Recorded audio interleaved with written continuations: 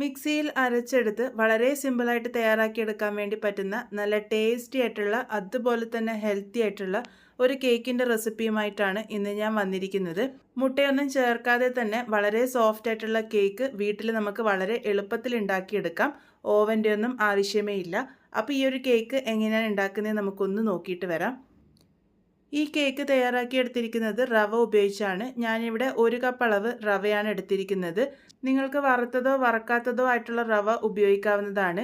അതുപോലെ ഈ ഒരു റവ നമ്മൾ സാധാരണ ഉപ്മാവൊക്കെ ഉണ്ടാക്കുന്ന ആ ഒരു റവയാണ്. അല്ല തടിച്ച റവ വേണമെങ്കിലും ഇതിനായിട്ട് ഉപയോഗിക്കാവുന്നതാണ്. അത് ഞാനിപ്പം ഒരു ബൗളിലേക്ക് ഇട്ട് കൊടുത്തിട്ടുണ്ട്. ഇനി ഇതിലേക്ക് മധുരത്തിന് പാകത്തിന് പഞ്ചസാരയാണ് ചേർത്ത് കൊടുത്തിരിക്കുന്നത്. ഞാനിവിടെ 1/2 കപ്പ് അളവ് പഞ്ചസാരയാണ് എടുത്തിരിക്കുന്നത്. അതും ഇതിൻ്റെ കൂടെ തന്നെ ചേർക്കാം. ഇനി ഇതിലേക്ക് ചേർക്കാൻ വേണ്ടി പോകുന്നത് പാലാണ്. പാല് ഞാനിവിടെ 1 കപ്പ് അളവ് ചെറു ചൂട് പാലാണ് എടുത്തിരിക്കുന്നത്. പാല് ചെറു ചൂടായിട്ടുള്ള പാല് തന്നെ ഉപയോഗിക്കാൻ വേണ്ടി ശ്രദ്ധിക്കുക. 1 കപ്പ് മുഴുവനായിട്ടും ഒഴിച്ചു കൊടുക്കുന്നില്ല. ഏകദേശം ഒരു 1/4 ഭാഗത്തോളം ഒഴിച്ചു കൊടുത്തിട്ടുണ്ട്. ഇതൊന്ന് മിക്സ് ചെയ്ത് കൊടുക്കാം. ആ ഒരു റവയൊക്കെ ഒന്ന് കുതിർന്ന് വരാൻ പാകത്തിന് മാത്രമേ ഞാനിപ്പോൾ പാലിവിടെ ചേർത്തിട്ടുള്ളൂ. 1 കപ്പ് എടുത്തിട്ടുണ്ടെങ്കിലും 1 കപ്പ് മുഴുവനായിട്ടും തന്നെ ഒഴിച്ചു കൊടുത്തിട്ടില്ല. ഏകദേശം 1/4 കപ്പോളം മാത്രമാണ് പാല് ചേർത്ത് കൊടുത്തിരിക്കുന്നത്. പാല് ചെറു ചൂടായിട്ടുള്ള പാല് തന്നെ ഉപയോഗിക്കാൻ വേണ്ടിയിട്ട് ശ്രദ്ധിക്കണം. അപ്പോൾ ഇതുപോലെ ഒന്ന് മിക്സ് ചെയ്തെടുത്തതിന് ശേഷം ഇതൊന്ന് റെസ്റ്റ് ചെയ്യാൻ വേണ്ടി വെക്കണം. ആ ഒരു റവ ഈ ഒരു പാലിൽ കിടന്ന് ഒന്ന് നന്നായിട്ട് കുതിർന്ന് വരണം. ഒരു 20 മിനിറ്റ് നേരത്തേക്ക് നമുക്കിത് റെസ്റ്റ് ചെയ്യാൻ വേണ്ടി വയ്ക്കാം.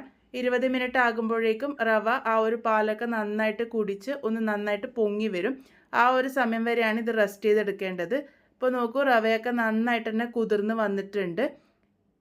ഇനി ഇതൊന്ന് അരച്ചെടുക്കാനാണ് പോകുന്നത്. അതിന് വേണ്ടിയിട്ട് ഞാനിവിടെ മിക്സറിൻ്റെ വലിയ ജാറിലേക്ക് ഇതൊന്ന് ഇട്ട് കൊടുത്തിട്ടുണ്ട്.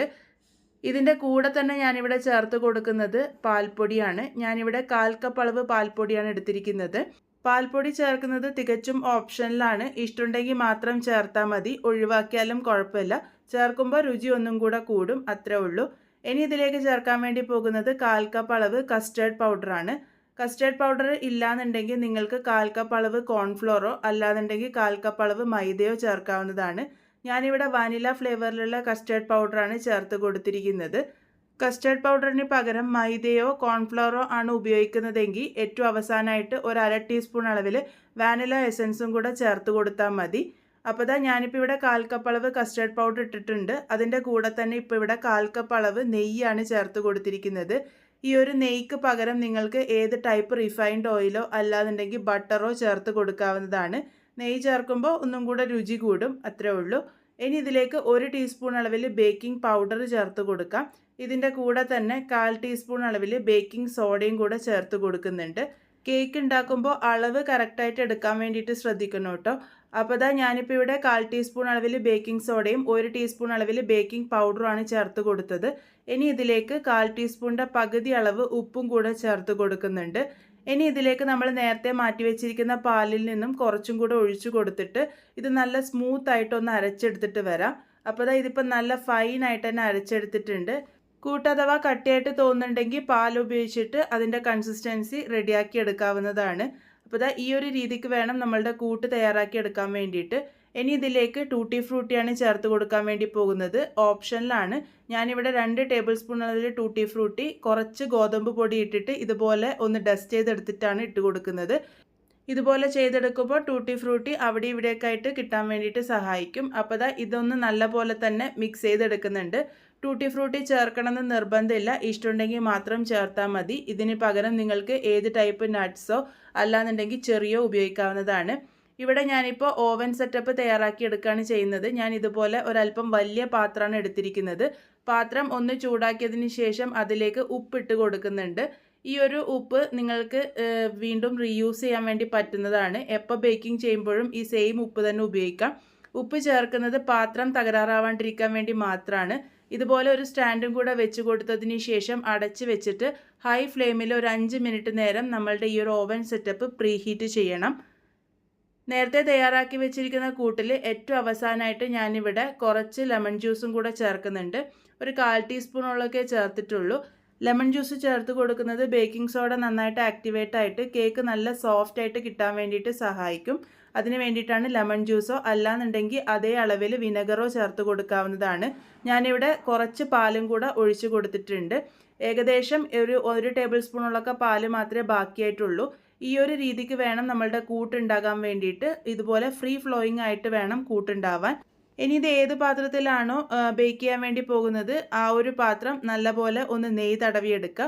ഞാനിപ്പോൾ ഇവിടെ ഒരു അല്പം വലിയ പാത്രമാണ് എടുത്തിരിക്കുന്നത്. നിങ്ങളൊരു 7 ഇഞ്ചിൻ്റെയൊക്കെ കേക്ക് ടിന്നൊക്കെ എടുക്കുകയാണെങ്കിൽ കറക്റ്റ് ആയിരിക്കും. അതിലേക്ക് ഇതുപോലെ ഒരു ബട്ടർ പേപ്പർ ഒന്ന് ലൈൻ ചെയ്തും കൂടെ വെക്കുന്നുണ്ട്. ഇത് ചെയ്യണമെന്ന് നിർബന്ധമില്ല.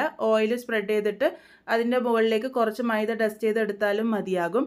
ഇതിലേക്ക് നമ്മൾ തയ്യാറാക്കി വെച്ചിരിക്കുന്ന കൂട്ട് ഒഴിച്ചു കൊടുക്കാം. കൂട്ട് ഒരുപാട് നേരം റെസ്റ്റ് ചെയ്യാനൊന്നും വെക്കരുത്. ഉണ്ടാക്കി കഴിഞ്ഞാൽ അപ്പം തന്നെ ബേക്ക് ചെയ്യാൻ വേണ്ടി വെക്കണം.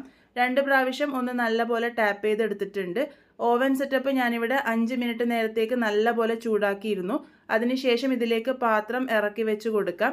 ഇനി ഇത് അടച്ച് വെച്ച് ഏറ്റവും ലോ ഫ്ലെയിമിൽ വെച്ചിട്ട് വേണം കുക്ക് ചെയ്തെടുക്കാൻ വേണ്ടിയിട്ട്.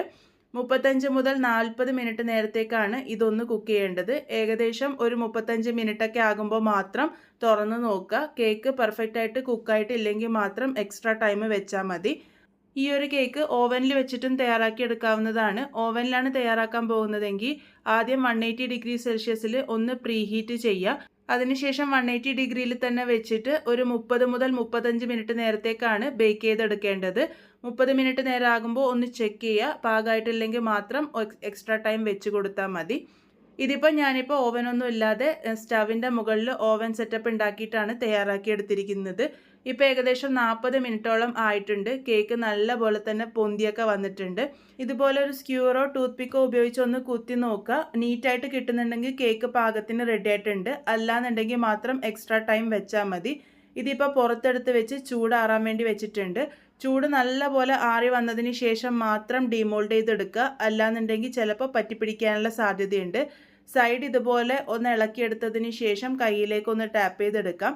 നമ്മൾ ബട്ടർ പേപ്പർ ലൈൻ ചെയ്തതുകൊണ്ട് തന്നെ ഒട്ടും പറ്റിപ്പിടിക്കൊന്നുമില്ല. ബട്ടർ പേപ്പർ ലൈൻ ചെയ്യാതെ ഓയിലും മൈദയും ഡസ്റ്റ് ചെയ്തെടുത്താലും ഇതുപോലെ തന്നെ നമുക്ക് ഡീമോൾഡ് ചെയ്തെടുക്കാൻ വേണ്ടി പറ്റും. അപ്പോൾ വളരെ ടേസ്റ്റി ആയിട്ടുള്ള വളരെ ഹെൽത്തി ആയിട്ടുള്ള കേക്ക് ഇവിടെ റെഡി ആയിട്ടുണ്ട്. റവ ഉപയോഗിച്ചാണ് ഈ ഒരു കേക്ക് തയ്യാറാക്കി എടുത്തിരിക്കുന്നത്. ഇത് ഇഷ്ടാനുസരണം കട്ട് ചെയ്തിട്ട് സ്റ്റോർ ചെയ്ത് വെക്കാവുന്നതാണ്. നല്ല എയർ ടൈറ്റ് ആയിട്ടുള്ള പാത്രത്തിൽ സ്റ്റോർ ചെയ്തെടുക്കുകയാണെങ്കിൽ 6-7 ദിവസത്തോളം ഒട്ടും തന്നെ കേടാകാതെ ഇരുന്നോളും. നല്ല സോഫ്റ്റ് ആയിട്ട് തന്നെയാണ് നമ്മളുടെ ഈ ഒരു കേക്ക് ഇരിക്കുന്നത്. നിങ്ങൾക്കിത് കാണുമ്പോൾ തന്നെ മനസ്സിലാകുന്നുണ്ടാകും. സാധാരണ മൈദ ഉപയോഗിച്ച് തയ്യാറാക്കിയെടുത്തിരിക്കുന്ന കേക്ക് പോലെയല്ല, അതിൽ നിന്നും കുറച്ച് ഡിഫറെൻ്റ് ആയിട്ടാണ് ഇതിൻ്റെ ടെക്സ്ചർ ഉണ്ടാകുക. ഈ ഒരു കേക്ക് തയ്യാറാക്കിയെടുത്തിരിക്കുന്നത് നെയ്യ് ഉപയോഗിച്ചിട്ടാണ്. അതുകൊണ്ട് തന്നെ കേക്കിന് നല്ല നെയ്യുടെ ഫ്ലേവറും ഉണ്ടായിരുന്നു. അതുപോലെ തന്നെ ആ ഒരു കസ്റ്റേർഡിൻ്റെ ഫ്ലേവറും നല്ലപോലെ തന്നെ വരുന്നുണ്ടായിരുന്നു. നല്ല സോഫ്റ്റ് ആയിട്ടുള്ള ഈ ഒരു കേക്ക് എല്ലാവരും ട്രൈ ചെയ്ത് നോക്കൂ. സാധാരണ കഴിക്കുന്ന കേക്കിൻ്റെ രുചിയിൽ നിന്നും ഒരല്പം വ്യത്യസ്തമായിട്ടാണ് ഈ ഒരു കേക്കിൻ്റെ രുചി ഉണ്ടായിരുന്നത്. ട്രൈ ചെയ്തതിന് ശേഷം ഫീഡ്ബാക്സ് ഒക്കെ പറയാൻ വേണ്ടി മറക്കരുത്. വീഡിയോ ഇഷ്ടമായാൽ ലൈക്ക് ചെയ്യാനും ഷെയർ ചെയ്യാനും സബ്സ്ക്രൈബ് ചെയ്ത് സപ്പോർട്ട് ചെയ്യാനും ഒന്നും മറന്നു പോവല്ലേ. വീണ്ടും ഒരു നല്ല റെസിപ്പിയുമായി കാണാം.